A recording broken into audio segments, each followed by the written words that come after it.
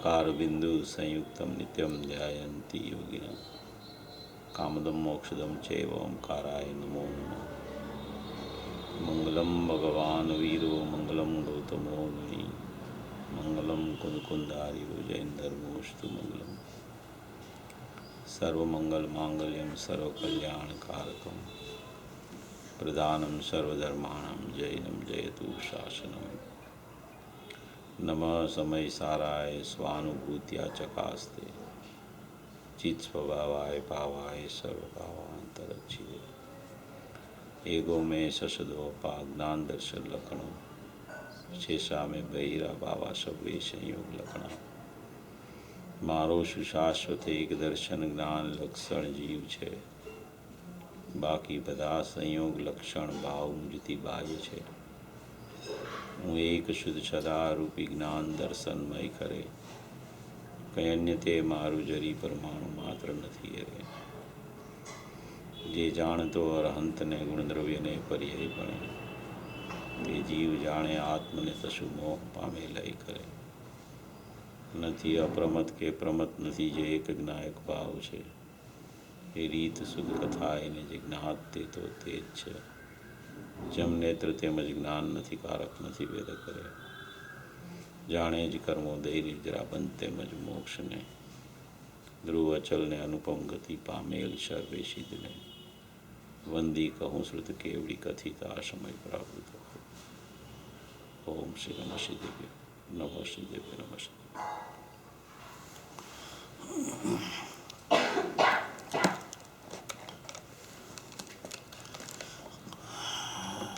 સર્વજ્ઞ ભગવાન દ્વારા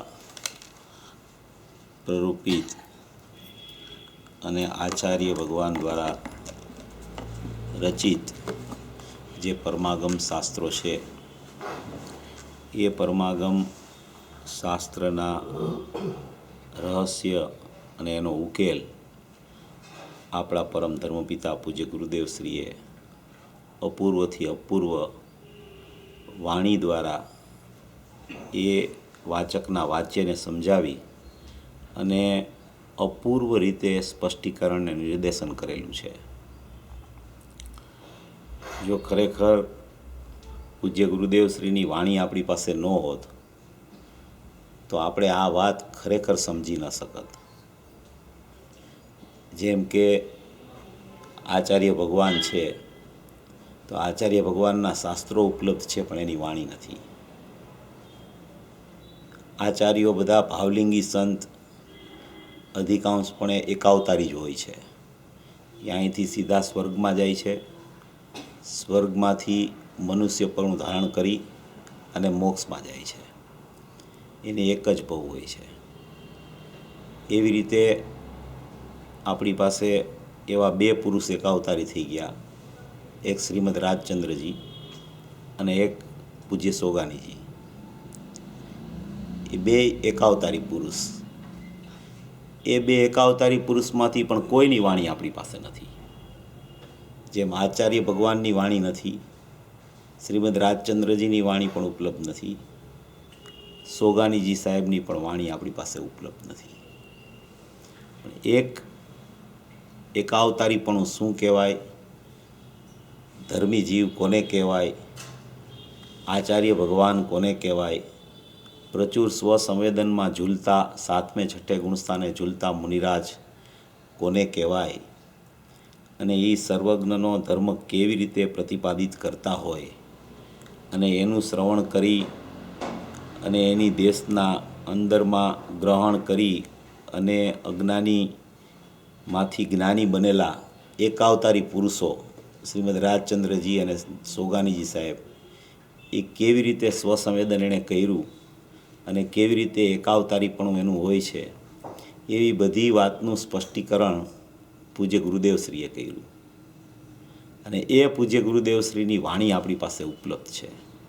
એ મોટામાં મોટી અપૂર્વ વાત છે કે આ વાણી આપણી પાસે રહી ગઈ છે। જો આ વાણી ન હોત તો આપણે ખરેખર કાંઈ સમજી ન શકત। એટલે મોટામાં મોટો એક તો આ પુરુષે વાણી દ્વારા પ્રતિપાદન કર્યું એ મોટામાં મોટો ઉપકાર, અને એની વાણીને જેણે એના અક્ષર દેહને એટલે કે એની વાણીને સુરક્ષિત રાખવાનો જેણે પ્રયત્ન કર્યો એનો પણ મોટામાં મોટો સમાજ ઉપર ઉપકાર છે. એવી આ પૂજ્ય ગુરુદેવશ્રીની અલૌકિક વાણી છે. કળશ ટીકાના પ્રવચનો પૂરા થઈ ગયા. આ સમાધિ તંત્રના પ્રવચનો ચાલુ થયા. હવે આ સમાધિ તંત્ર પૂજ્યપાદ આચાર્યએ લખેલું, એમાં શ્લોકો લખેલા છે એમણે, એ પણ મહાવિદ્ય ક્ષેત્રમાં જઈ આવેલા એવો ઉલ્લેખ એમની પોતાની રચના છે એમાં પણ છે. ગુરુદેવે પણ એ ઉલ્લેખ કર્યો કે જેમ કુંદકુંદાચાર્ય મહાવિદ્ય ક્ષેત્રમાં ગયા હતા તેમ પૂજ્યપાદ આચાર્ય પણ મહાવિદ્ય ક્ષેત્રમાં પોતે જઈ આવેલા છે એવો એમ કે એનો ઉલ્લેખ મળે છે શિલાલેખમાંથી. એવા આ પૂજ્યપાદ આચાર્યનું અપૂર્વથી અપૂર્વ શાસ્ત્ર સમાધિ તંત્ર છે. એ સમાધિ તંત્ર એવું શાસ્ત્ર છે કે એમાં શ્લોકોની જે રચના થઈ છે, એની જે ટીકા થઈ છે અને એનું જે સ્પષ્ટીકરણ, એનો જે ભાવાર્થ કે એની વિશેષતા આમાં જે રજૂ કરેલી છે છોટાલાલ અમથાલાલે, એમાં એણે બધા શાસ્ત્રોની ગાથાઓ અધિકપણે લીધેલી છે. જેમ કે સમયસારની ગાથાઓ, નિયમસારની ગાથાઓ, એવી મૂળ પ્રયોજનભૂત ગાથાઓ લઈ અને આ રચનાને વિશેષપણે એક યોગ્ય સ્થાન આપ્યું છે. એવી આ રચનામાં હમણાં ગુરુદેવશ્રી 2 દિવસથી જે વિષય ચાલે છે એ આત્મા અને એનું લક્ષણ. એક તો આત્માનું લક્ષણ જ્ઞાન દર્શન સિવાય બીજું કોઈ હોતું નથી. એ જ્ઞાન દર્શનમાં પણ ત્રિકાળી લક્ષણ ને વર્તમાન લક્ષણ, 2 લક્ષણોથી આખો આત્મા ભરેલો છે. એવું આમાં અત્યારે વિશેષપણે વિષય આવ્યો છે. એટલું બધી પ્રયોજનભૂત રચના છે કે લક્ષણ વગરનો પહેલાં તો કોઈ પદાર્થ હોતો નથી, અને એ લક્ષણવાળો પદાર્થ છે એ પદાર્થને લક્ષણ વડે જ ઓળખી શકાય છે. કોઈ પણ પદાર્થની સિદ્ધિ હંમેશા એના લક્ષણથી થાય છે. લક્ષણ વગર કોઈ પદાર્થની ખરેખર સિદ્ધિ ન થઈ શકે, કારણ કે લક્ષણ હંમેશા અનુભવમાં આવતું હોય છે, અને એ લક્ષણ અનુભવમાં આવે ત્યારે એ લક્ષણનું જે પ્રયોજન અને લક્ષ હોય છે તે લક્ષણનો જે વિષય હોય એના તરફ તેનું લક્ષ હોય છે. એટલે એક લક્ષ છે અને એક લક્ષણ છે.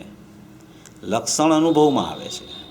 લક્ષણ અનુભવમાં આવે છે ત્યારે એનું લક્ષભૂત એવો પોતાનું જે લક્ષણ જે છે, જેનું લક્ષણ છે એવા લક્ષ ઉપર એનું લક્ષ હોય છે. કહેવાનો આશય શું છે કે આમાં જે લક્ષણની ચર્ચા આવી છે, નિયમસારની 102 ગાથા અને સમયસારની 38મી ગાથા, જે આપણે મંગલાચરણમાં આપણે બોલીએ છીએ ઘણા ટાઈમથી, એમાં મૂળ વિષય આવ્યો છે એ 2 ગાથામાં. એક તો મારો સુશાશ્વત એક દર્શન જ્ઞાન લક્ષણ જીવ છે, બાકી બધા સંયોગ લક્ષણ ભાવ મુજથી બાહ્ય છે. સંયોગ લક્ષણ ભાવ મુજથી બાહ્ય છે.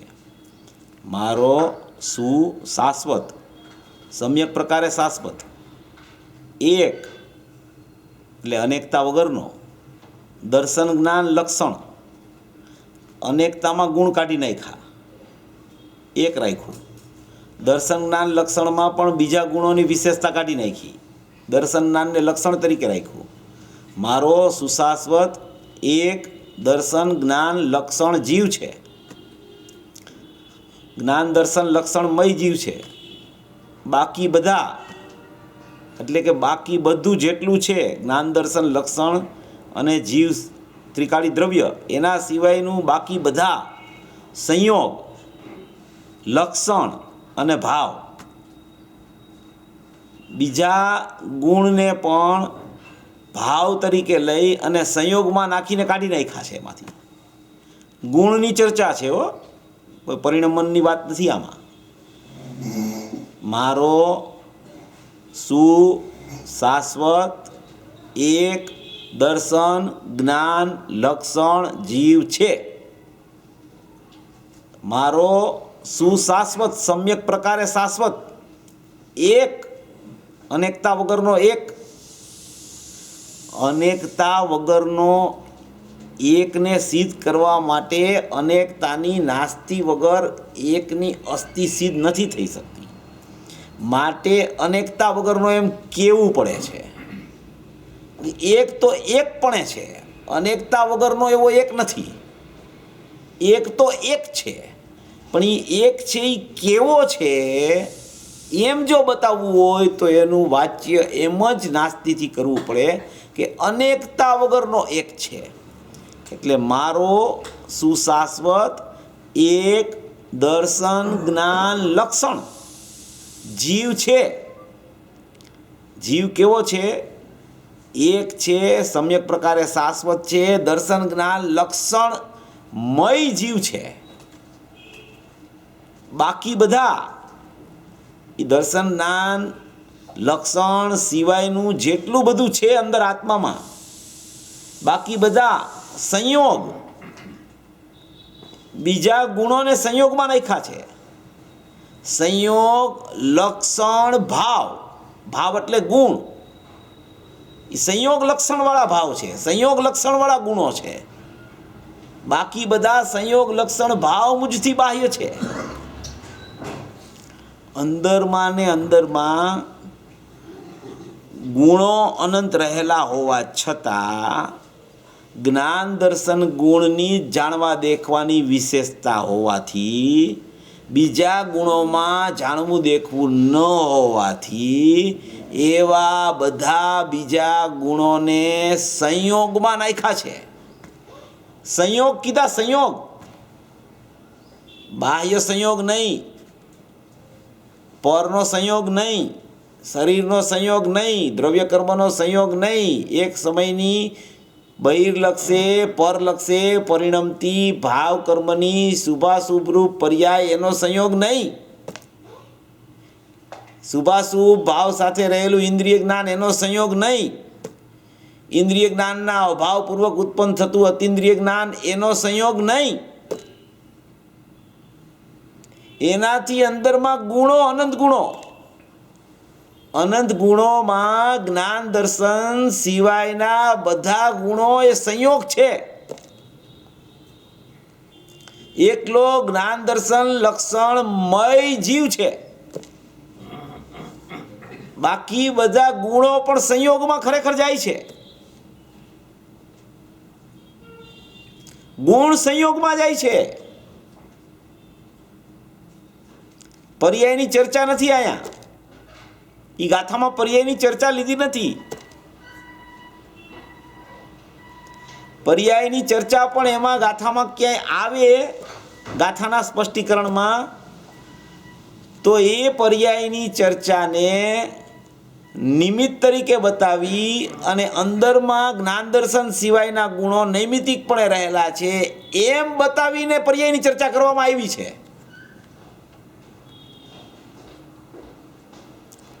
પણ એ બધા ગુણો જ્ઞાન દર્શન સિવાયના સંયોગ લક્ષણ ભાવ છે. એ ત્રિકાળીનું સ્વરૂપ નથી, ત્રિકાળીનું લક્ષણ નથી. એમાં ત્રિકાળીનું લક્ષણ એમાં વ્યાપતું નથી. લક્ષણ જ્યાં વ્યાપે એટલો જ જીવ હોય. જ્યાં લક્ષણ વ્યાપે નહીં એ સંયોગ હોય, જીવ ન હોય. જરા સમજવાની જરૂર છે, અટપટું લાગશે પણ પ્રયોજનભૂત છે બહુ. આપણને અનંત ગુણવાળો જીવ છે. જીવ તો અનંત ગુણવાળો જ છે, એમાં કાંઈ ફરક નથી. અનંત ગુણાત્મક જીવ છે. જીવમાં અનંત ગુણો છે, એમાંથી એક એક ગુણ નીકળી શકે એવું નથી, એને કાઢી શકાય એવું નથી કે ભાઈ જ્ઞાન દર્શન ગુણ છે એટલો જ જીવ છે અને બાકીના બધા ગુણો એમાંથી નીકળી જાય છે, એમ કહેવાનો આશય નથી. કહેવાનો આશય એમ છે કે જે લક્ષણ છે પોતાનું વાસ્તવિક લક્ષણ છે, શાશ્વત લક્ષણ છે, ત્રિકાળ લક્ષણ છે, અનાદિ અનંત લક્ષણ છે, લક્ષણ નિયમથી લક્ષ સાથે અનન્યપણે રહેલું હોય છે, એને જ ખરેખર જીવ કહેવામાં આવે છે. જ્ઞાન ત્રિકાળી દ્રવ્ય સાથે એક મેક રહેલું હોય છે. જ્ઞાનનું લક્ષણ જાણવું છે, આત્મા પોતે જાણનાર છે. દર્શનનું લક્ષણ દેખવું છે, આત્મા પોતે દેખનાર છે. બીજા કોઈ ગુણોના લક્ષણો એવા નથી કે જે આત્મા સાથે અનન્ય હોય. એ અપેક્ષાએ વાત કરવામાં આવે છે. ગુરુદેવે આજ કીધું છે કે અપેક્ષા બરાબર સમજી લેવી. તો અપેક્ષા ન સમજાય તો કહેનાર કહેવા કાંઈક બીજું માગતા હોય, અને સમજનારના જ્ઞાનનો સમ તો એના જ્ઞાનથી સમજે છે, કાંઈ બીજાના જ્ઞાનથી સમજતો નથી. એનું પોતાનું જ્ઞાન જ સંયોપસમમાં કામ કરે છે. જેટલું સંયોપસમ જ્ઞાનની યોગ્યતા અને ઉઘાડ હોય એટલું એને પોતાના આત્માથી પોતાનું ગ્રહણ થાય છે, બીજાથી નહીં, નિમિત્તથી નહીં, સર્વજ્ઞ ભગવાનની વાણીથી નહીં, ગુરુદેવની વાણીથી પણ નહીં. નિમિત્ત સદાય કિંચિત કર છે. એક સમય માટે પણ કિંચિત કર નિમિત્ત થઈ શકતું નથી. એટલું અકિંચિત કર નિમિત્તને જોવું પડશે. વિવેક બધો હોય, આદર બધો હોય, સિદ્ધાંતમાં ફેરફાર ન ચાલે.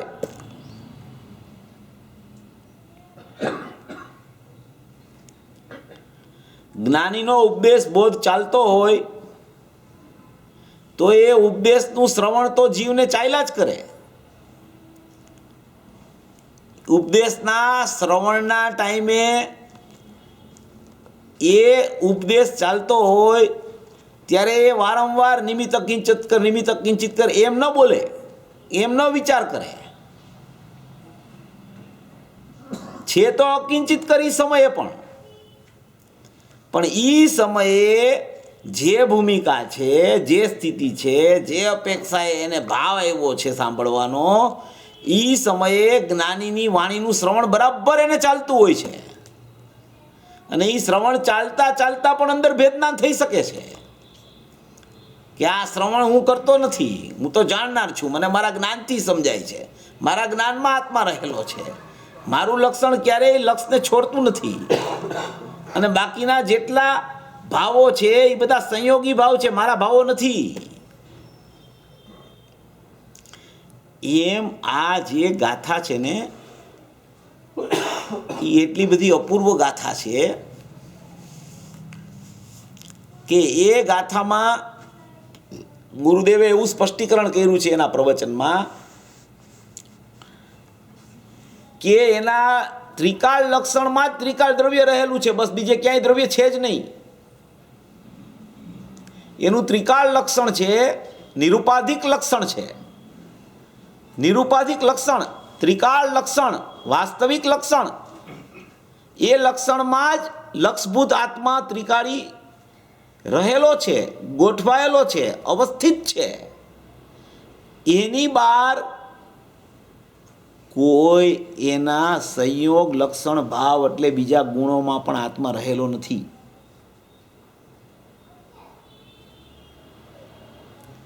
આશય એમ કહેવાનો છે કે અનંત ગુણ ઉપર લક્ષ રાખવા જેવું નથી. જ્ઞાન દર્શનના ત્રિકાળ લક્ષણ છે ત્યાંથી જ આત્મા પકડાય છે. બીજા ગુણોથી પણ આત્મા પકડાતો નથી, પર્યાયથી તો પકડાતો જ નથી.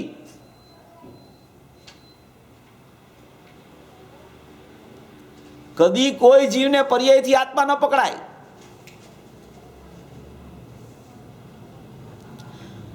ત્રિકાળ જ્ઞાન દર્શનના ઉપયોગરૂપી ગુણો જે અંદરમાં વ્યવસ્થિત રહેલા છે એ મય આત્મા છે.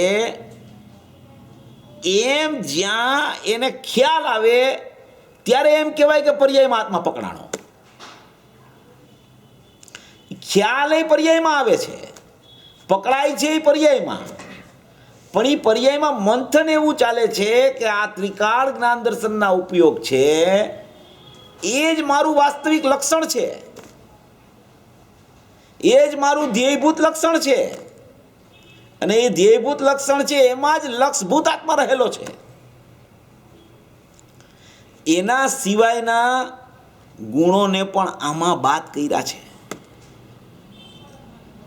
બરાબર સમજો, ગુણો કાઢી નાખવાની ચર્ચા નથી. આયા અનંત ગુણાત્મક જીવ છે આખો અખંડ, એમાં ફેર નથી. પણ કોઈ ગુણમાં કોઈ બીજા ગુણનું લક્ષણ કદી વ્યાપી શકતું નથી. અને ત્રિકાળ જ્ઞાન દર્શન જે લક્ષણ છે એ નિયમથી જ્ઞાયકમાં વ્યાપેલા છે, કારણ કે એ જાણનાર દેખનાર છે. આત્મા પોતે ત્રિકાળી દ્રવ્ય જાણનાર દેખનાર છે. જાણનાર દેખનાર, જાણનાર દેખનાર, જાણનાર દેખનાર. ચારિત્રનું લક્ષણ ઠરવું, શ્રદ્ધાનું લક્ષણ પ્રતીત, સ્વચ્છતાનું લક્ષણ પ્રતિભાસ, એ બધું જ્ઞાન દર્શનના ત્રિકાળ ઉપયોગ એનાથી સહિત આત્મા અત્યારે રહેલું છે. તેમાં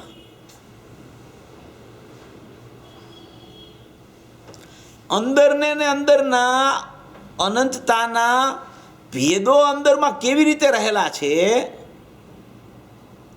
એ ભેદોથી ભરેલું અભેદ સ્વરૂપ છે. ભેદોથી ભરેલું એટલે કે એ અભેદ સ્વરૂપ છે, એમાં અનંત ગુણો છે પથરાયેલા નથી એવું નથી, પણ એમાં જેટલામાં પોતાનું ત્રિકાળ અસ્તિત્વ છે, જ્ઞાન દર્શન અસ્તિત્વ છે, ઉપયોગ લક્ષણવાળું અસ્તિત્વ છે, એ લક્ષણ નિયમથી અનાદિ અનંત જ્ઞાયકમાં વ્યાપેલું છે. એના સિવાયના ગુણો જેટલા છે એ જે રીતે જ્ઞાન દર્શન ત્રિકાળ વ્યાપેલા છે આત્મામાં, એ રીતે વ્યાપેલા નથી.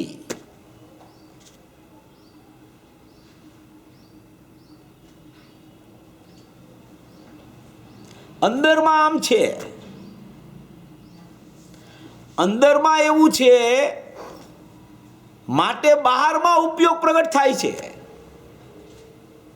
બહારમાં જ્ઞાનની પર્યાય ઉત્પન્ન થાય છે, જ્ઞાનનો ઉપયોગ પ્રગટ થાય છે, દર્શનનો ઉપયોગ પ્રગટ થાય છે, ચારિત્રની પર્યાય પ્રગટ થાય છે, શ્રદ્ધાની પર્યાય પ્રગટ થાય છે, સ્વચ્છતાની પર્યાય પ્રગટ થાય છે, વિભૂતાની પર્યાય પ્રગટ થાય છે,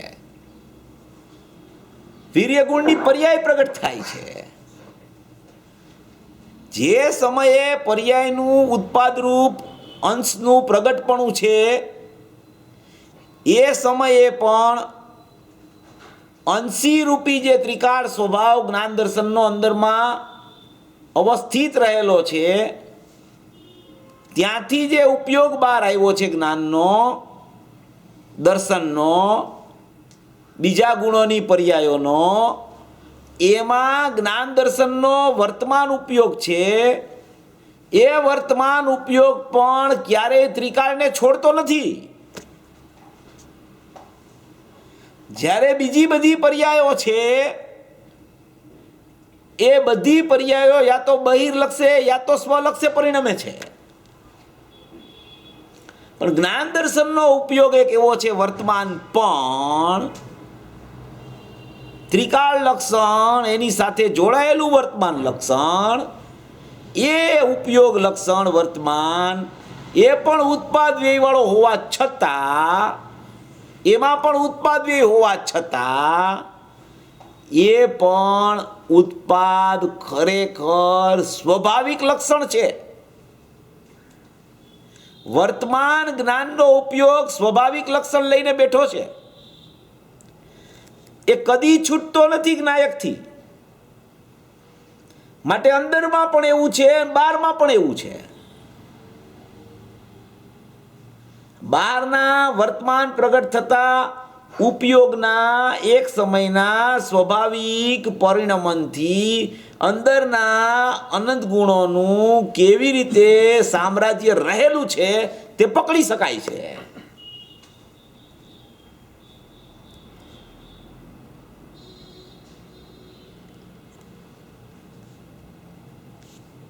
એકદમ ખ્યાલમાં આવે એવી વાત છે. આમાં કોઈ જાજી જ્ઞાનને કસરત કરાવવી પડે એવું નથી. આપણે તો અહીંયા ઘણા વર્ષથી વિષય ચાલે છે, આ જ્ઞાન દર્શન ઉપયોગવાળો ઘણા સમયથી ચાલે છે. હવે એ વર્તમાન જ્ઞાનનો ઉપયોગ જે પ્રગટ થાય છે એમાં જ્ઞાનનું જ્ઞાનત્વ કેવી રીતે થઈ જાય ને જ્ઞાનનું અજ્ઞાનત્વ કેવી રીતે થઈ જાય એ તો વિશેષ પરિણમન છે. ઓલું જે ઉપયોગ અનન્ય રહેલો છે એ તો સામાન્ય પરિણમન છે. એ તો છે ને, એવું તો સ્વરૂપ છે, એમાં કાંઈ ફેરફાર નથી, એવું તો સ્વરૂપ છે. ઓલી બધી વિશેષ પરિણમનની ચર્ચા છે, એમાં ઇન્દ્રિય જ્ઞાન ને અતિન્દ્રિય જ્ઞાન એવા ભેદોરૂપી વિશેષ છે. પણ એ ભેદોને તમે ગૌણ કરો, એક સમયની જ પર્યાયની વાત છે, એક જ સમયની પર્યાયમાં સામાન્ય છે, એ જ સમયની પર્યાયમાં વિશેષ પરિણમન છે, એ જ સમયે, આગળ પાછળ નહીં.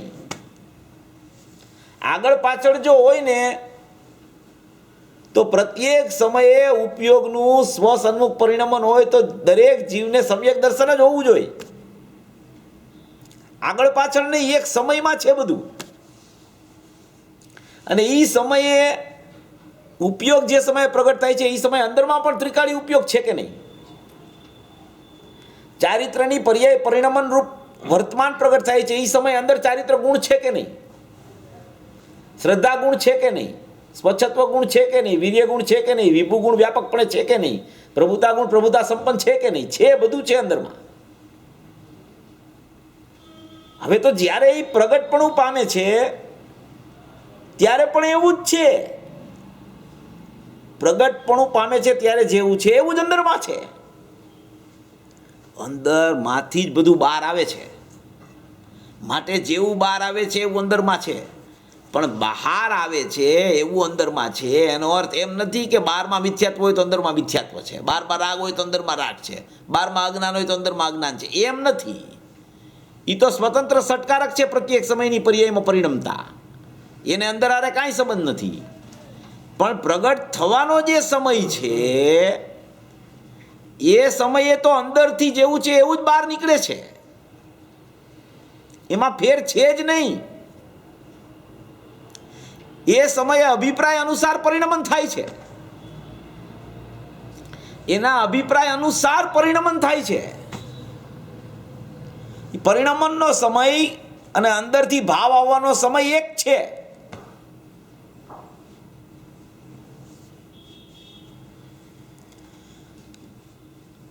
આપણે આમાં સમજવું છે શું, આ શેની ચર્ચા આપણે ઉપાડી છે કે ક્યારેય કદી આત્મા પોતાના જ્ઞાન દર્શન ત્રિકાળ લક્ષણ કે જ્ઞાન દર્શન વર્તમાન લક્ષણથી જુદો નથી પડ્યો.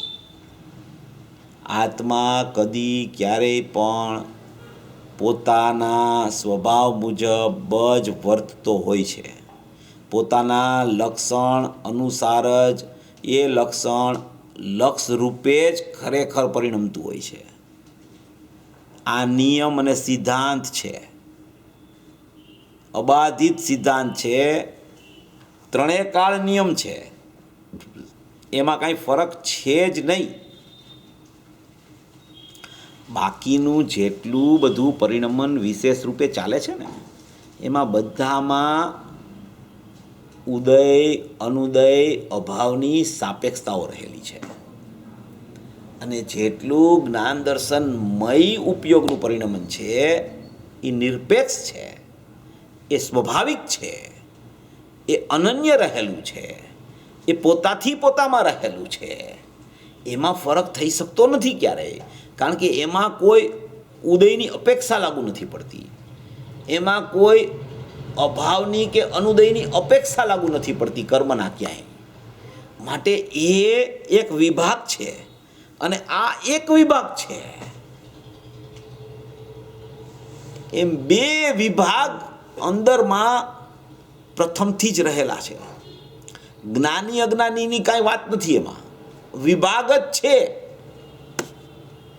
જેને વિભાગનો ખ્યાલ આવી જાય છે સવડા વિભાગનો, એ સમ્યક જ્ઞાની છે. અને જેને સવડા વિભાગનો ખ્યાલ નથી આવતો માટે એમ કહેવાય કે એને આ બાજુનો ખ્યાલ છે. આ બાજુનો ખ્યાલ છે એમ છે જ નહીં કાંઈ, આનો ખ્યાલ નથી એટલે આ બાજુ વૈડો છે એમ કહેવાય છે. એને એમ કહેવાય કે એનું સ્વભાવથી વિપરીત પરિણમન છે, અવિપરીતતામાં આવ્યો નથી, બહારમાં ઉદયાધીન સ્થિતિને એ વશ થઈ ગયો છે, એની સન્મુખ થઈ ગયો છે, એની અંતર્મુખતા રહી નથી, બહિર્મુખતા એની ચાલુ થઈ ગઈ છે, એમ કહેવાનો વ્યવહાર ઉત્પન્ન થાય છે.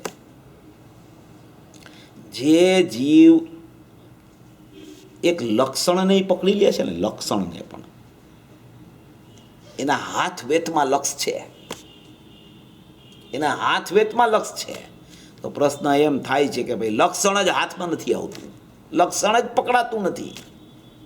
હવે લક્ષ કેવી રીતે હાથમાં આવે? લક્ષણ દરેક જીવને અનુભવમાં આવે છે, એ પકડાયેલું છે, કોઈને નથી પકડાતું એવું છે જ નહીં.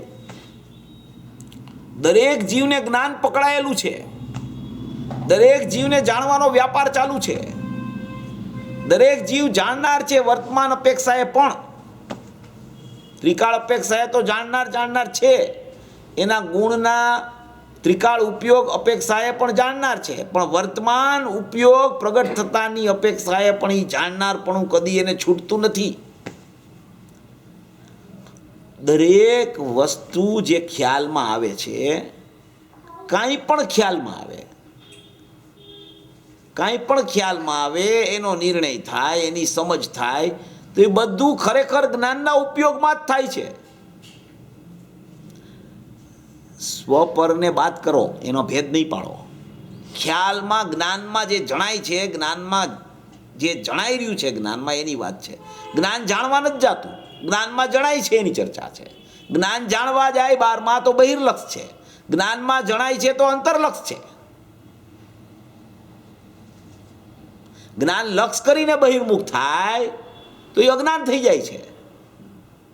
જ્ઞાન પોતે પોતામાં રહી અને પરનું જ્ઞાન કરે કે સ્વનું જ્ઞાન કરે તો એ જ્ઞાન છે. એ જ્ઞાનમાં તો જ્ઞાન જણાય છે, નથી પર જણાતું કે નથી સ્વ જણાતું. પણ એકાંતે લક્ષ કરીને જાણવા જાય તો પરની સન્મુખ છે તો પર જણાય છે, સ્વની સન્મુખ છે તો સ્વ જણાય છે. એ વિભાગ પાડવાની જરૂર નથી એને. જ્ઞાન તો જ્ઞાનમાં રહીને જ જ્ઞાનનું જાણવું કરે છે, ત્યારે એને ખબર પડે છે કે આ પર છે ને આ સ્વ છે. પરને પર તરીકે જાણી લે છે, સ્વને સ્વ તરીકે જાણી લે છે. હવે આ જ્ઞાન છે એમાં જ્ઞેયો પ્રતિભાસે, જ્ઞેયો પ્રતિભાસે, સ્વયમેવ જ્ઞેયો પ્રતિભાસે, સ્વયમેવ જડકા કરે. તો જ્ઞાન શું કરે? એમાં જ્ઞાન એની સ્વચ્છતાને છોડી દે? એમાં જ્ઞાનનો દોષ છે કાંઈ? એ જ્ઞાન દોષિત થઈ ગયું? જ્ઞાન તો ગુણગ્રાહી છે હંમેશા, હંમેશા, અનાદિ અનંત. ગમે એટલું ઝેડકા કરે, ગમે એટલું પ્રતિભાષિત થયા કરે, જ્ઞાનને શું? જ્ઞાન તો એની સ્વચ્છતા જાહેર કરે છે. આ જ્ઞેયો તો જ્ઞાનને પ્રદર્શિત કરે છે, જ્ઞેયો જ્ઞાનને જાહેર કરે છે. જ્ઞેયો પ્રતિભાષિત થાય છે તો એ તો જ્ઞાનને જાહેર કરે છે.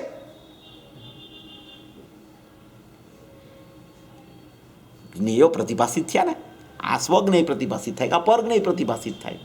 જ્ઞાન તો જ્ઞાનમાં છે ને, જ્ઞાન બહાર જતું નથી ક્યાંય. આ જ્ઞાનના ઉપયોગની ચર્ચા ચાલે છે. જ્ઞાન બહાર નથી જતું, જ્ઞાન જ્ઞાનમાં જ રહે છે.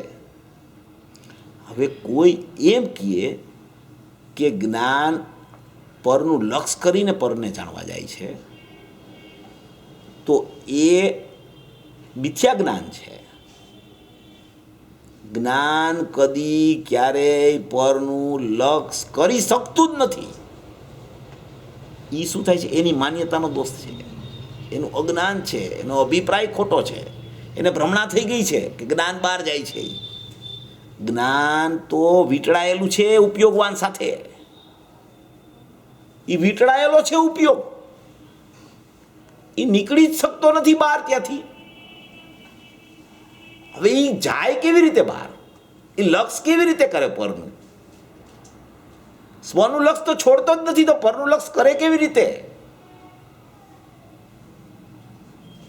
સ્વનું લક્ષ છોડી દઈએ, ઉપયોગવાનને છોડી દઈએ તો પરનું લક્ષ થાય. પણ ઉપયોગ તો ક્યારેય ઉપયોગવાનને છોડી શકતો નથી.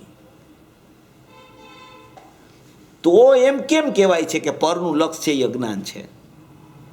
તો એનો ન્યાય શું? પરનું લક્ષ છોડ ને સ્વનું લક્ષ કર. ઉપદેશ બોધમાં એમ જ આવે બધું.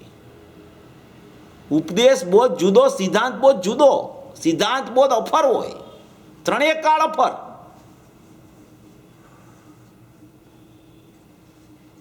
ઉપદેશ બોધમાં પરનું લક્ષ છોડવાની જ ચર્ચા આવે. સિદ્ધાંત બોધમાં એમ આવે કે પરનું લક્ષ તે કર્યું જ નથી ક્યારેય. એમાં તને ભ્રમણા થઈ ગઈ છે કે પરના લક્ષથી મને પર ખ્યાલમાં આવ્યું. સ્વના લક્ષ વગર કોઈ દિવસ પર ખ્યાલમાં જ ન આવી શકે કોઈને. જો જ્ઞાનના ઉપયોગે જ્ઞાયકને છોડી દીધો હોય ને, જ્ઞાનના ઉપયોગે જ્ઞાયકને છોડી દીધો હોય તો પર એ ખ્યાલમાં ન આવે કોઈને. આવી જ ન શકે પર ખ્યાલમાં. ઇન્દ્રિય જ્ઞાન કદી પરને સમ્યક પ્રકારે ન જાણી શકે. ઇન્દ્રિય જ્ઞાનની ચર્ચા કરું છું, અતિન્દ્રિય જ્ઞાનની નહીં. ઇન્દ્રિય જ્ઞાન ક્યારે પણ પરને સમ્યક પ્રકારે જાણી શકે નહીં. આપણે એવી વ્યાખ્યા સાંભળી હોય ને કે ભાઈ ઇન્દ્રિય જ્ઞાન પરને જાણે ને અતિન્દ્રિય જ્ઞાન સ્વને જાણે. તો એ વાત બરાબર છે. ઇન્દ્રિય જ્ઞાન પરને જાણે, અતિન્દ્રિય જ્ઞાન સ્વને જાણે. હવે ઇન્દ્રિય જ્ઞાન પરને જાણી શકે પહેલા એ વિચાર કરો. વાસ્તવિક જાણવાનું કામ તો જ્ઞાનનું છે, અતિન્દ્રિય જ્ઞાનનું જ કામ છે જાણવાનું. અતિન્દ્રિય જ્ઞાનમાં જ્ઞાયકને જાણતા ખબર પડે છે પર કેવું છે. ઉપદેશ બોધમાં બહિર્લક્ષી જીવનો વ્યાપાર છોડાવવા માટે કથનો આવે, કથનોને જીવ અજ્ઞાની સિદ્ધાંત બનાવી દે અને પછી મનોમન પોતે વિકલ્પાત્મકમાં ભાગલા પાડે. વાસ્તવિક ઇન્દ્રિય જ્ઞાન તો જ્ઞાનીને હોય છે, અજ્ઞાનીને ઇન્દ્રિય જ્ઞાન જ નથી હોતું.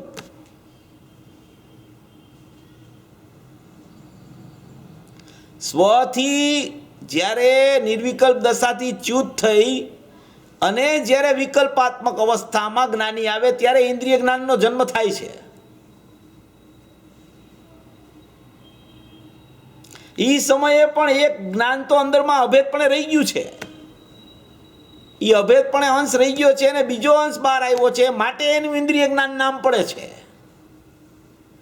અભેદપણે અનુભૂતિ વગર જ્યાં સુધી અનુભૂતિ ન થઈ હોય, અંશ સમ્યક પ્રકારે પરિણમ્યો નહીં હોય, ત્યાં સુધી તો ઇન્દ્રિય જ્ઞાન નથી ખરેખર.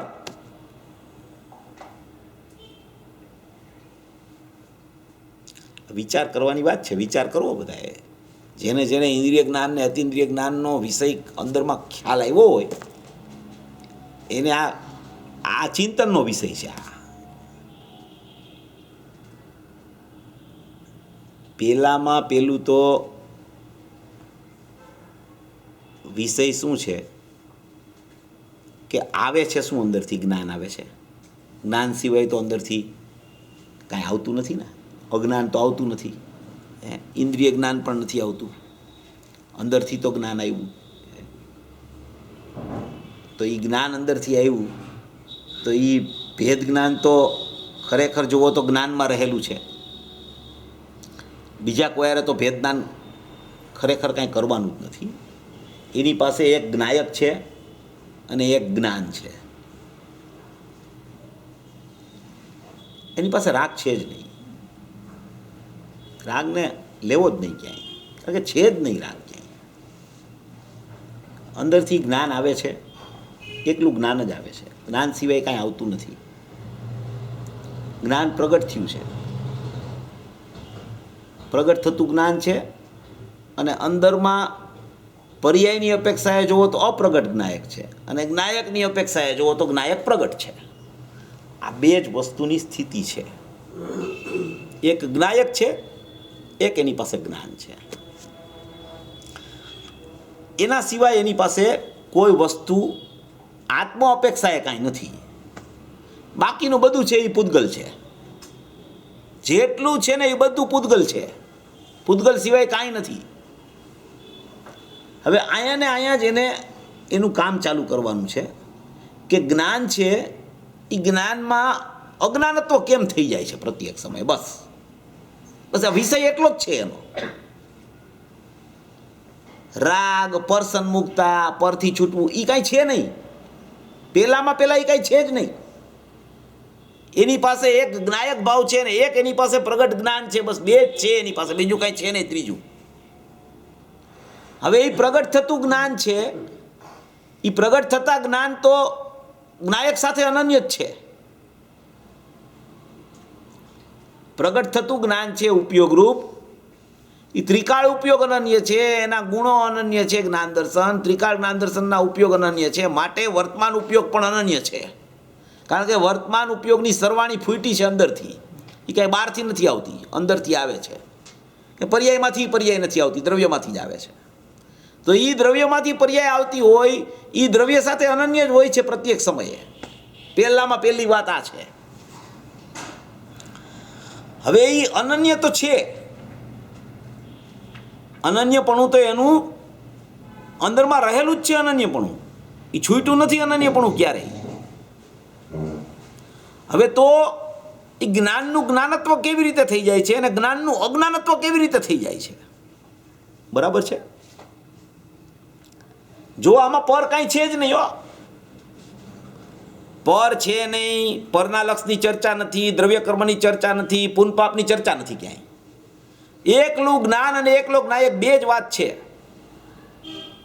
બીજી બધી વાત જે આવે છે ને, રાગની, પરલક્ષની, ઉદયની, અભાવની, અનુદયની, જે કાંઈ ચર્ચા આવે છે એ અહીંયા જ્ઞાનમાં જે પરિણમન થાય છે ને એ અપેક્ષા એનું નિમિત્તપણું છે ને કહેવામાં આવે છે. એ નિમિત્તપણે છે બધી ચર્ચા. અહીંયા ઉપાદાનથી ચર્ચા આપણે કરીએ છીએ. એક જ્ઞાન ને એક જ્ઞાયક. હવે એ જ્ઞાનમાં જ જ્ઞાનનું કા આવિર્ભૂતપણું અને એ જ્ઞાનમાં જ કા જ્ઞાનનું તિરોભૂતપણું. બસ શ્રદ્ધા જુદી કામ કરે છે. આ જ્ઞાનની વાત ચાલે છે. શ્રદ્ધાને સંબંધ નથી કાંઈ આ જ્ઞાનના આવિર્ભૂત તિરોભૂત સાથે. એ જ્ઞાનનું જ પડખું છે, જ્ઞાનનો ઉપયોગ છે. જ્ઞાનના ઉપયોગમાં જ ચાલે છે રમત. એ જ્ઞાનના ઉપયોગમાં આવિર્ભૂત તિરોભૂત પ્રત્યેક સમયે ચાલ્યા કરે છે. પ્રત્યેક સમયે. હવે એ જ્ઞાનનો ઉપયોગ છે એ તો કેવો છે? ઉપયોગ છે એમાં જ્ઞાન છે. તો એ જ્ઞાનના આકારે છે કે જ્ઞાન જ છે? જ્ઞાનના આકાર કયો કે જ્ઞાન કયો, જે કયો એ એક જ છે. આ વિષય અત્યારે આપણે ચાલે છે સ્વપર પ્રકાશકનો. આપણો જે વિષય ચાલે છે એનું જ અનુસંધાન ચાલે છે. વાહ, સ્વપર પ્રકાશક.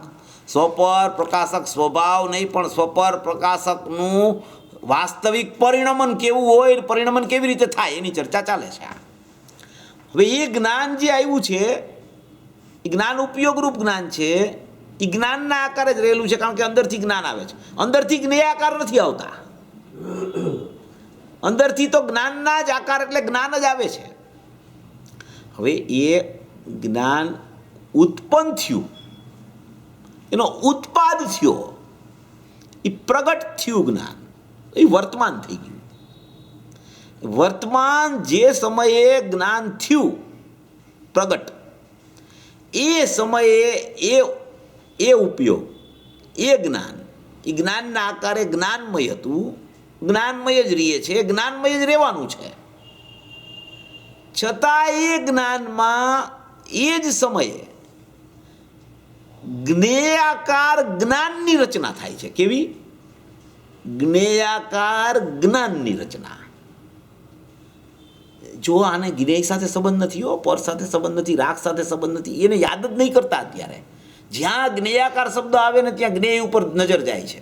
એ નજર જાય છે ને એ દુઃખ છે. બસ આ જ્ઞાન જ્ઞેયાકાર જ્ઞાન થાય છે. એ જ સમયે પ્રગટ થયું ને જ્ઞાન, એ જ સમયે જ્ઞાન જ્ઞેયાકાર થયું. હવે જ્ઞેયાકાર જ્યાં થયું એ તો જ્ઞાન થયું છે. જ્ઞેયાકાર શું થયું છે? જ્ઞાન. જ્ઞાન જ્ઞેયાકાર જ્ઞાન નામ પામ્યું છે. જ્ઞેય સાથે સંબંધ નથી, જ્ઞેયની કોઈ સાપેક્ષતા નથી, જ્ઞેયની અપેક્ષાએ જ્ઞેયાકાર નથી ત્યાં, જ્ઞેયના પ્રતિબિંબને કારણે જ્ઞેયાકાર નથી ત્યાં, જ્ઞેયના નિમિત્તને કારણે પણ જ્ઞેયાકાર જ્ઞાન નથી થયું. જ્ઞેયાકાર જ્ઞાન થયું. હવે એ તો જ્ઞાન જ છે. એ જ્ઞાનના આકાર કયો કે જ્ઞેયાકાર જ્ઞાન કયો, એ જ્ઞાન જ છે. જો એ જ્ઞાન જ્ઞાન જ્ઞાન જ્ઞાન જ્ઞાન જ્ઞાન જ છે, જ્ઞાન જ છે, જ્ઞાન જણાય છે, જ્ઞાન જણાય છે, જ્ઞાન જણાય છે, જ્ઞાન જણાય છે, જ્ઞાનમાં આત્મા રહેલો છે, એમ જો એના ખ્યાલમાં આવી ગયું તો એનો મતલબ જ એમ કે જ્ઞેયાકાર જ્ઞાનનો તિરોભાવ થઈ ગયો. એનો મતલબ જ એમ છે. જ્ઞેયાકાર જ્ઞાનનો તિરોભાવ કોઈ કરી નથી શકતું. જ્ઞેયાકાર જ્ઞાન પ્રત્યેક સમયે રચાય છે. એના ખ્યાલમાં જ્ઞાન આવી ગયું કે જ્ઞાન માત્ર આત્મા છે, જ્ઞાન માત્ર છે, જ્ઞાન માત્ર છે, જ્ઞાન માત્ર છે, જ્ઞાન માત્ર છે. અને એ જ્ઞાન કેવું છે કે જ્ઞાયક છે. એમાં એ જ્ઞાન જ જ્ઞાયક છે એમ પણ કહેવાય. જ્ઞાયક જ છે, જ્ઞાયક જ છે એમ એના ખ્યાલમાં આવી ગયું તો એનો અર્થ જ એમ કહેવામાં આવે કે જ્ઞેયાકાર જ્ઞાનનો તિરોભૂત કરી દીધું, અનેકાકાર જ્ઞાનને તિરોભાવ કરી દીધું, એકાકાર જ્ઞાનને આવિર્ભૂત કરી દીધું, જ્ઞાનાકાર જ્ઞાનને એને પકડી લીધું, એણે જ્ઞાયકને પકડી લીધો. આ બધું જ્ઞાનમાં ને જ્ઞાનમાં એ સમયે ભેદ જ્ઞાન રહેલું છે. હવે જ્ઞાનીઓ કેવી રીતે સમજાવે એને સમજાવી કેવી રીતે શકે? એટલે એ એમ કહે કે અનેકાકાર ઇન્દ્રિય જ્ઞાનનો તિરોભાવ કરીને એકાકાર જ્ઞાનાકાર જ્ઞાનનો આવિર્ભાવ કરીને, હવે જ્ઞાન તો એક જ છે, સમય એક છે, સ્વપર પ્રકાશક અખંડ એક છે. હવે એને સમજાવવા માટે જ્ઞાની કરે શું? ભાષા મર્યાદિત, ભાવ અમર્યાદિત. જીવોના પરિણામ અત્યારે એવા, બુદ્ધિ થોડી, ટાઈમ ઓછો, એટલે જ્ઞાનીઓ એને અનેકાકાર જે તારું જ્ઞાન થયું છે એનો તિરોભાવ કરી દે, એકાકાર જ્ઞાન છે એનો આવિર્ભાવ કરી દે. એમ શબ્દની રચના આવી જાય જ્ઞાનીની વાણીમાં. હવે અહીંયા એ સમયે આપણે તો બધી પ્રેક્ટિકલ વાત ચાલે છે. એ સમયે અહીંયા અનેકાકાર જ્ઞાન થયું તો એ અનેક આકાર થઈ ગયું છે જ્ઞાન. એ તો જ્ઞાન જ છે. જ્ઞાનમાં ખ્યાલ આવ્યો છે કે અહીંયા આવા આકારો છે, એમ આવું સ્વરૂપ છે જ્ઞાનનું, એમ આવું જગતનું સ્વરૂપ છે, આવું જ્ઞેયોનું સ્વરૂપ છે. એવો જ્ઞાનમાં ખ્યાલ આવે છે. એ જ્ઞાન જ છે. એ જ્ઞાનમાં જ્ઞાનને પકડતા બધી ખબર પડે છે. ત્યાં કાંઈ અનેકાકાર થયું જ નથી ખરેખર. જ્ઞાન માત્ર જ્ઞાન રહી ગયું છે. અનેકાકાર તમે ખ્યાલ આવ્યો ને તમને, એટલે તમે છે ને તમે જ્ઞેયોમાં વયા ગયા. જ્ઞાનમાં જ્યાં તમને અનેકાકારપણું દેખાણું, જ્ઞાનમાં અનેકાકાર જોઈને અનેકાકારનો તિરોભાવ કેવી રીતે થઈ શકે? કેવી રીતે થાય? એની પાસે સમય જ નથી તિરોભાવ કરવાનો. બીજે સમયે પછી એવું થશે, અનેકાકાર દેખાશે. કોઈ એમ કહે કે પહેલા સમયે એને ખ્યાલમાં આવે ને પછી બીજા સમયે છે ને એને એકાકાર ખ્યાલમાં આવી જશે. અહીંયા તો સમયની જ ચર્ચા છે. બીજા સમયે શું થાય, ત્રીજા સમયે શું થાય, ચોથા સમયે શું થાય, એ વાત છે જ નહીં ક્યાંય જૈન દર્શનમાં. સમયવર્તી જ વાત છે. જે સમયે તે જોયું એટલું તારું, જે સમયે તને ન જોયું તો પરાયું. જ્ઞાન એકાકારપણું કદી છોડતું જ નથી. ખરેખર જોવો ને તો જ્ઞાન અનેકાકાર થતું જ નથી. જ્ઞાન એકાકાર જ રહે છે. અનેકાકાર થાય છે ને દેખાય છે ને એ જ્ઞાન જ નથી, એ તો જ્ઞેય છે. એને જ્ઞાનમાં જ્ઞેયાકાર જ્ઞાન દેખાય એટલે એનો મતલબ એમ છે કે એને અનેકાકાર દેખાણું. જ્ઞેયાકાર જ્ઞાન દેખાયો, જ્ઞેયાકાર જ્ઞાન દેખાય તો ત્યાં જ્ઞાન જ છે.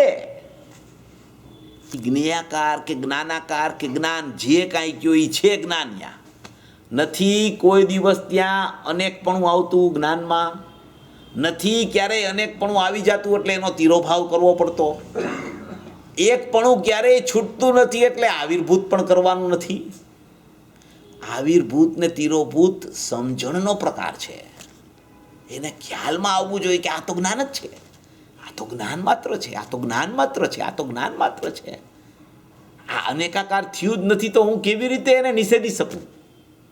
આ એકાકારપણું છૂટ્યું જ નથી તો હું આવિર્ભૂત કરવા જાઉં કેવી રીતે?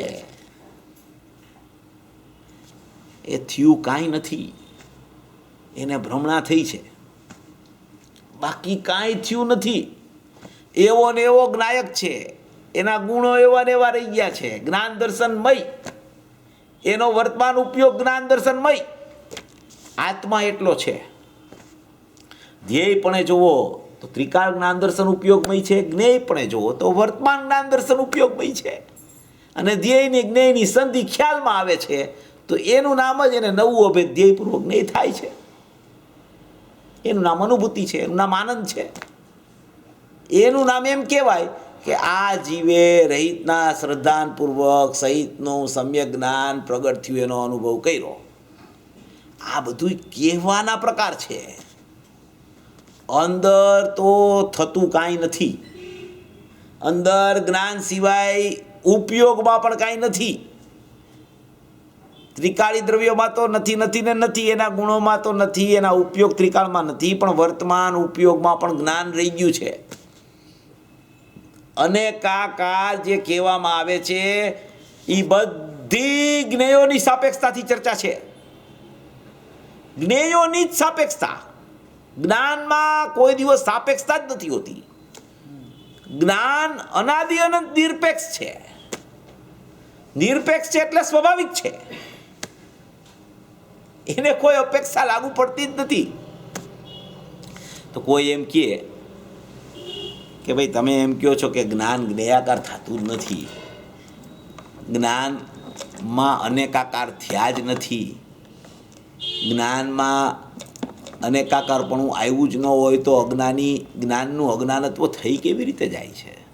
જ્ઞાનનું અજ્ઞાનત્વ પાછું થાય તો છે ને દરેક સમયે.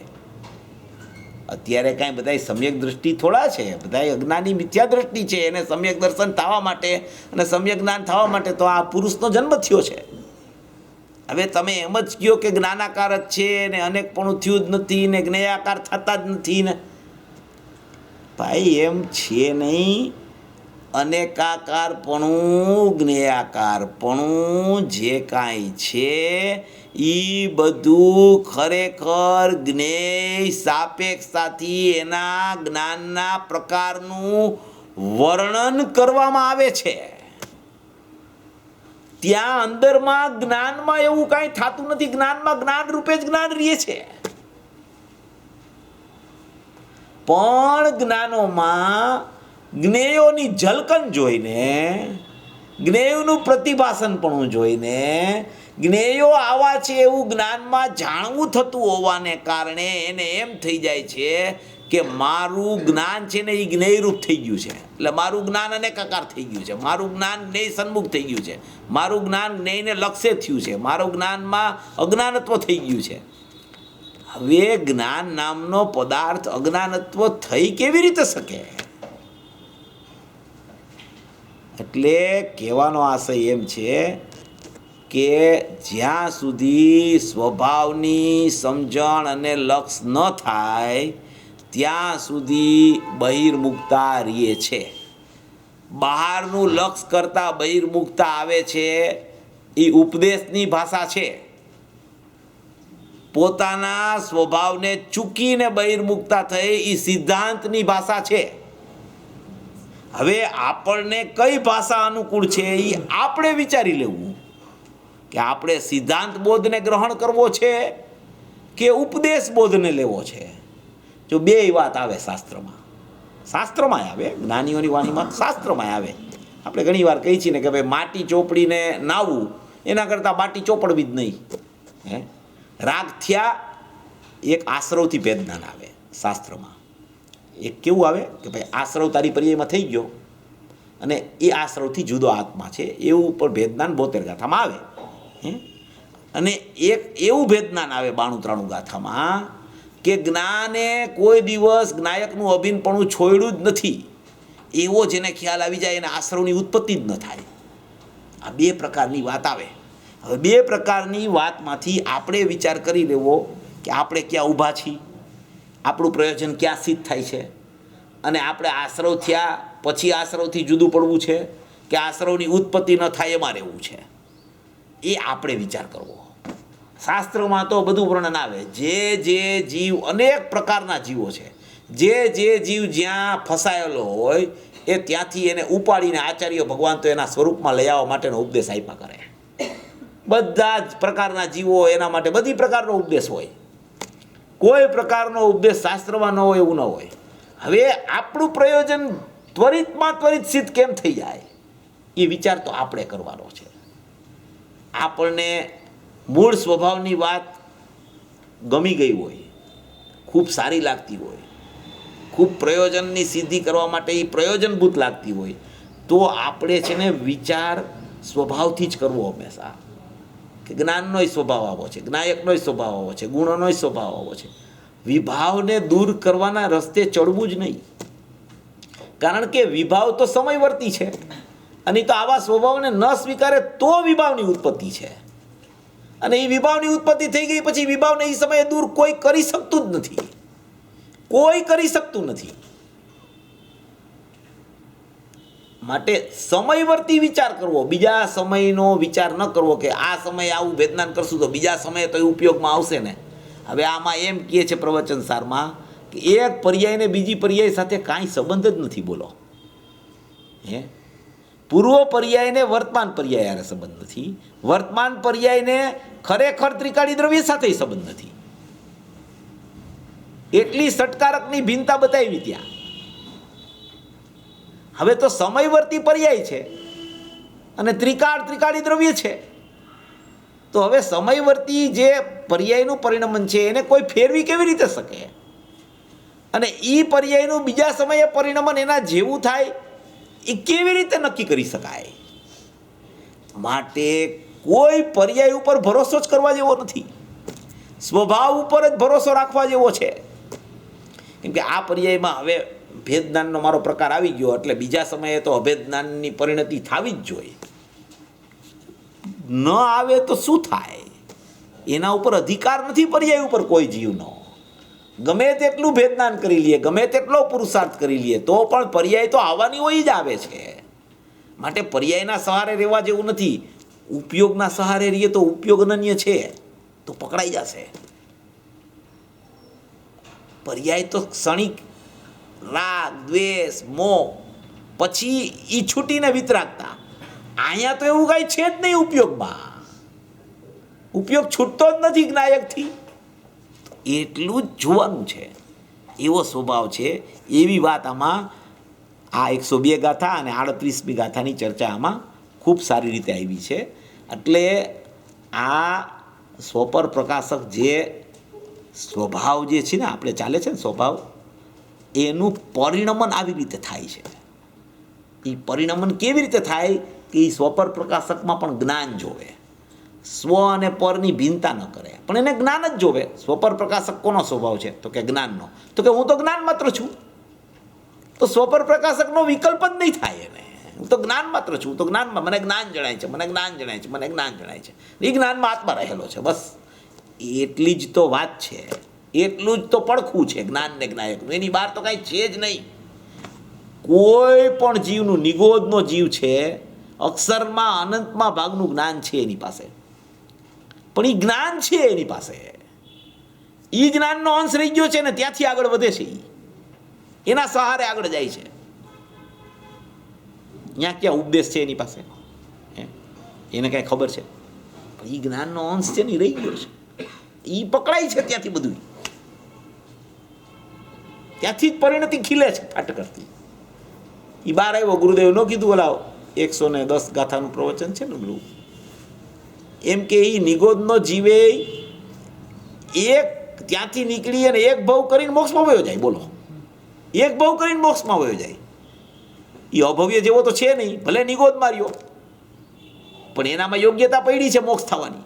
તો એ જેવો બહાર નીકળો, ભલે એકાદો ભાવ કરે કે તરત મોક્ષમાં જાય, સીધો મોક્ષમાં એક ભાવ કરીને. બોલો, નિગોદમાંથી નીકળે સીધો, એક ભાવ કરે અને સીધો મોક્ષમાં જાય. ભવ જ ન થાય બીજા એને. બોલો, એમ કે અનાદિનું પરિણમન 4 ગતિનું છે ને કેટલું કેટલું ફર્યો અને ક્યાં ક્યાં ગયો ને અહીંયા તો એમ કહે છે કે એક નિગોદમાંથી નીકળો, સીધો એક ભાવ કર્યો ને સીધો મોક્ષમાં. તો કે કેવી રીતે થતું હશે? તો કે ઉપયોગ રહી ગયો છે જ્ઞાનનો વર્તમાન પર્યાયમાં, પણ એ આત્મા સાથે જોડાયેલો છે, એને એ ખબર પડી જાય છે. ખબર પડે પામી જાય તરત. એમાં વાર તો શું લાગે આમાં? કારણ કે બહારમાં તો કાંઈ એનું છે જ નહીં ને, જ્ઞાનને જ્ઞાયકમાં જ છે જે છે એ, એટલામાં જ કામ થાય છે. એવું સ્વરૂપ છે, એવો વિષય છે, એવું સર્વભવે જીવો પોતાનું લક્ષ કરી અને પરિણમન કરે એવી મંગલ ભાવના. કંઈ પ્રશ્ન હોય તો કયો. 5 મિનિટમાં કંઈ પ્રશ્ન હોય કોઈ?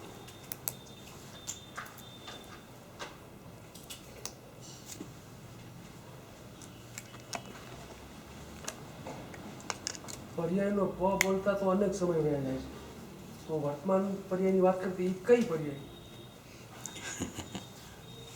સમય ગમે તેટલા જાય, એમ તો જ્ઞાનનો ઉપયોગ છે ને એ અસંખ્ય સમયે પકડાય. ત્યાં સુધીમાં તો કેટલાય ઉપયોગનું પરિણમન થઈ ગયું હોય, પણ એ કઈ પર્યાય કહેવાય? એટલે વર્તમાન પર્યાયમાં જ વર્તમાન પર્યાયનો ખ્યાલ આવે. પણ એ એટલું બધું સૂક્ષ્મ છે કે એમ ઉપયોગ ગુરુદેવ એક જગ્યાએ કીધું છે કે જો એ પર્યાય એને પકડાઈ જાય ને એક સમયની, તો અનુભવ થઈ જાય એને. એમ ગુરુદેવના પ્રવચનમાં આવે છે, એક સમયની પર્યાય જો એને પકડાઈ જાય ને, ત્રિકાળી દ્રવ્ય પકડાય તો અનુભવ થાય જ, પણ એક સમયની પર્યાય પણ જો એને પકડાઈ જાય તો એને અનુભવ થઈ જાય. એટલે એમાં ઘણી સૂક્ષ્મતા છે પર્યાય. કારણ કે ગુરુદેવ કહે છે ને, આંખના પલકારામાં અસંખ્ય સમય જાય, અને એ એક સમયની પર્યાય છે. અને એક સમયની પર્યાય એટલી ઝડપથી ફરે છે કે તમે હજી તો ચર્ચા કરો ત્યાં અસંખ્ય પર્યાય વહી ગઈ હોય, જ્યાં બોલો ત્યાં અસંખ્ય પર્યાય વહી ગઈ હોય. અને એ પર્યાયનું પરિણમન એવું છે ને ભાઈ, કે એમ તો પકડાતું નથી કોઈને. પણ ધારો કે કોઈ અજ્ઞાની છે, તો અજ્ઞાનીને ધારાવાહિક અજ્ઞાનનું પરિણમન ચાલે છે. ધારાવાહિક અજ્ઞાનનું પરિણમન ચાલે છે. એને ખબર છે હું અનાદિનો છું, અનાદિની પર્યાય છે, અનાદિનું દ્રવ્ય છે, તો ધારાવાહિક મારું અજ્ઞાન ચાલ્યું આવે છે. તો એના ઉપરથી એ માપ કાઢી શકે, એના ઉપરથી માપ નીકળી શકે કે ધારાવાહિક અજ્ઞાન ચાલે છે, તો એ સમય વર્તી છે. કારણ કે શુભ ભાવ ને અશુભ ભાવ, શુભ ભાવ ને અશુભ ભાવ, એમ પણ એમાં તારતમ્યતા આવે છે ને. કોઈ વખતે શુભ ભાવ થાય, કોઈ વખતે અશુભ ભાવ થાય, તો એનો અર્થ એમ છે કે પર્યાય પલટાય છે.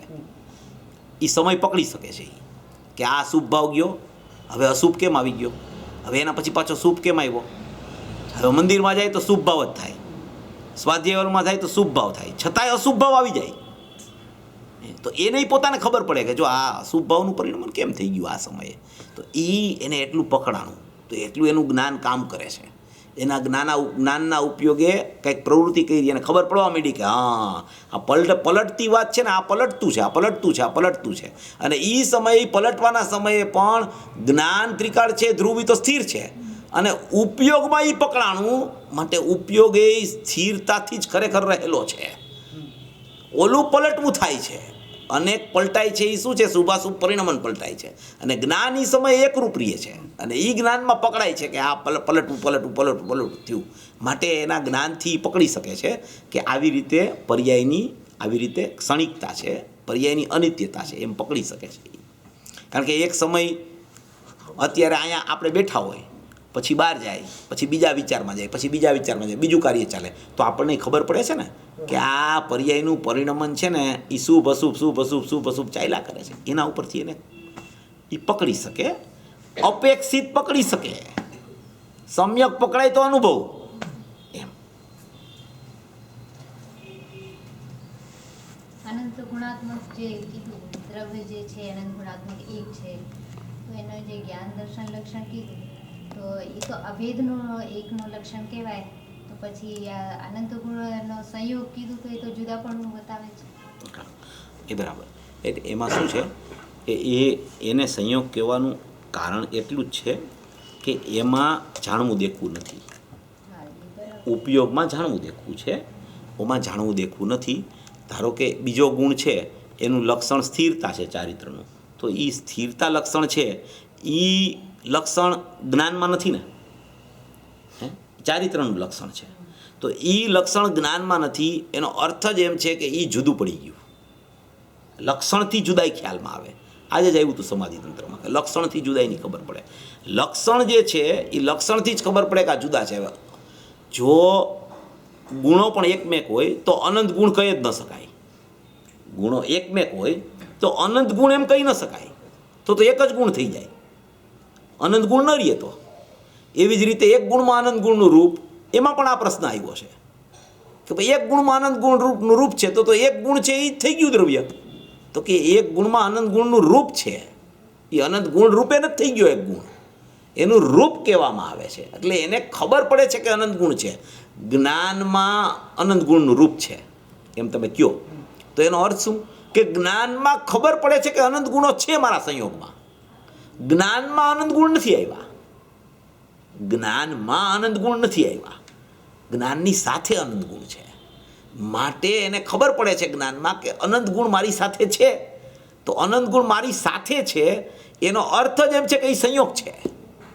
પણ અનંત ગુણોનો લક્ષ્ય ક્યાં કરીએ? એક દ્રવ્યનો લક્ષ્ય કરીએ છીએ. લક્ષની ચર્ચા જુદી, અનંત ગુણો કેવી રીતે રહેલા છે અને એને સંયોગ કેવી રીતે કીધો એ ચર્ચા જુદી.